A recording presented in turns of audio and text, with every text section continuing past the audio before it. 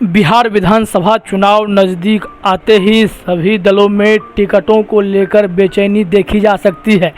लेकिन कांग्रेस एक ऐसा दल है जिसके कई उम्मीदवार या तो घबराए हुए हैं या फिर असुरक्षा की भावना से घिरे हुए हैं। और इसके साथ ही कई ऐसे भी विधायक हैं कांग्रेस में जो इस बार चुनाव ही नहीं लड़ना चाहते या उनकी इच्छा ही कुछ और है। सबके अपने अपने अलग अलग कारण हैं। तो चलिए हम आपको इस मामले में जानकारी देते हैं कि कांग्रेस के विधायकों की वर्तमान में मजबूरी क्या है और क्यों विधानसभा चुनाव में वह असुरक्षित महसूस कर रहे हैं। कांग्रेस ने सभी मौजूदा विधायकों को टिकट देने का फैसला किया है, क्योंकि यह परंपरा रही है कि जो जीते हुए कैंडिडेट होते हैं उन्हें अक्सर टिकट ऑफर किया ही जाता है और वे चुनाव लड़ते हैं। लेकिन कांग्रेस के साथ स्थिति बदली हुई सी है। उसके सभी विधायक टिकट से उपकृत नहीं होना चाहते हैं। वजह बदला हुआ समीकरण है, जिससे कुछ विधायकों को असुरक्षा का एहसास हो रहा है। 2 विधायक उम्र के आधार पर चुनाव लड़ने से परहेज कर सकते हैं। उन्हें अपने पुत्रों के लिए टिकट चाहिए। ये हैं सदानंद सिंह और रामदेव राय। सदानंद सिंह 9 बार विधायक रह चुके हैं।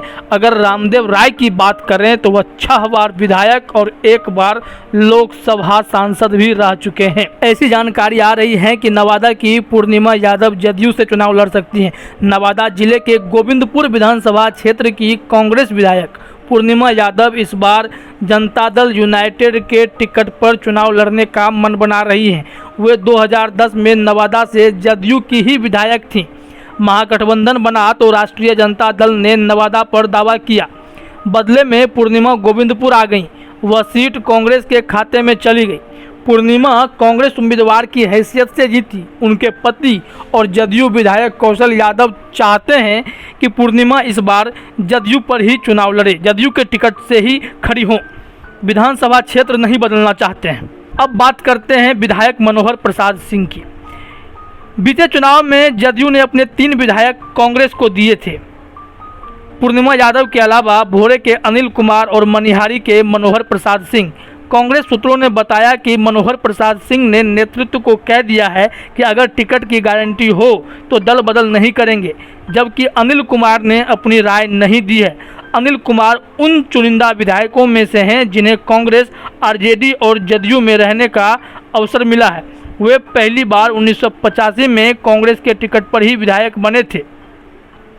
अब उन विधायकों की बात जो बेटों के लिए अपने सीट का, अपने विधायकी का त्याग करना चाहते हैं। कांग्रेस के वरिष्ठ नेता सदानंद सिंह ने पिछले विधानसभा चुनाव के प्रचार के दौरान ही कह दिया था कि उनका यह आखिरी चुनाव है। खबर है कि वे अपने पुत्र शुभानंद को उत्तराधिकार सौंपकर चुनावी राजनीति से संन्यास ले लेंगे या फिर राजनीति से, सक्रिय राजनीति से अलग हो जाएंगे। मनोनयन के जरिए किसी सदन में चले जाएं या फिर अलग बात है। सदानंद सिंह कांग्रेस के कद्दावर नेता हैं। पार्टी उनकी इच्छा का अनादर नहीं करेगी। अब बात करते हैं रामदेव राय की, जो बेगूसराय से सीधा जुड़ते हैं। 6 बार बेगूसराय जिला के बछवाड़ा से विधायक बने रामदेव राय भी अपने पुत्र शिव प्रकाश गरीबदास को विरासत सौंपने के बारे में विचार कर रहे हैं। 1972 में पहली बार विधायक बने रामदेव राय 5 बार कांग्रेस टिकट पर विधानसभा का चुनाव जीते हैं। 1 बार निर्दलीय के तौर पर भी उनकी जीत हुई है। 1984-89 के बीच वे लोकसभा के भी सदस्य रहे। अब चर्चा एक ऐसे कैंडिडेट की जिसे कांग्रेस ने आरजेडी के हवाले कर दिया था। पिछले चुनाव में आरजेडी को कांग्रेस ने एक उम्मीदवार दिया था, समीर कुमार महासेठ। मधुबनी से आरजेडी की उम्मीदवारी मिलने के दिन समीर कांग्रेस पार्टी के प्रदेश उपाध्यक्ष थे। आरजेडी और कांग्रेस एक ही गठबंधन में हैं, सो समीर को इधर उधर भटकने की नौबत नहीं आएगी। समीर कुमार महासेठ खुद विधान परिषद के सदस्य रह चुके हैं। उनके पिता स्वर्गीय राजकुमार महासेठ निर्दलीय और जनता दल के टिकट पर 2 बार विधायक थे। अब चर्चा उठ रही है कई ऐसे विधायकों की जो दल बदलने के लिए आतुर थे। उनके बारे में भी कुछ जानकारी है। राहुल गांधी की पिछली वर्चुअल बैठक में पूर्व मंत्री डॉक्टर शकीलुज्जमान ने उन विधायकों का मामला उठाया था जिनकी प्रतिबद्धता संदिग्ध है।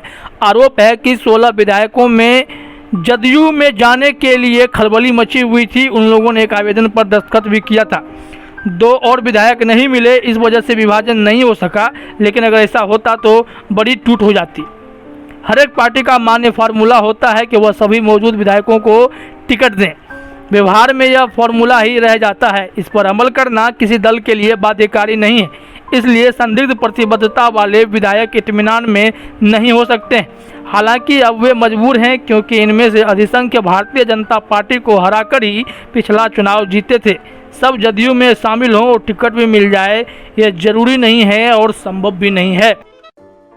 अगर आपको हमारा वीडियो पसंद आया हो तो इसे लाइक करें, सब्सक्राइब करें और साथ ही बेल आइकन दबाना ना भूलें।